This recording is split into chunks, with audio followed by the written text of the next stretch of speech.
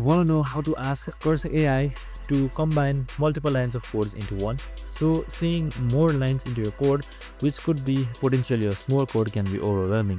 So in this video, I'm going to show you how you can easily ask Cursor AI to combine them in just under a minute.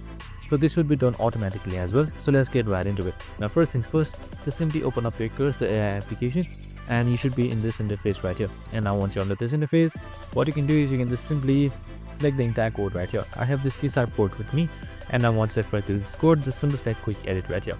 And now once you've selected quick edit, you can just simply type in this and then just simply select enter. Now it should generate your code where your multi-line code should be combined into a one single line code, which should promote easiness to your code. And that's it. I hope this video helped. If it did, make sure to like, subscribe and tune in with us for more of the similar videos. See you in the next one.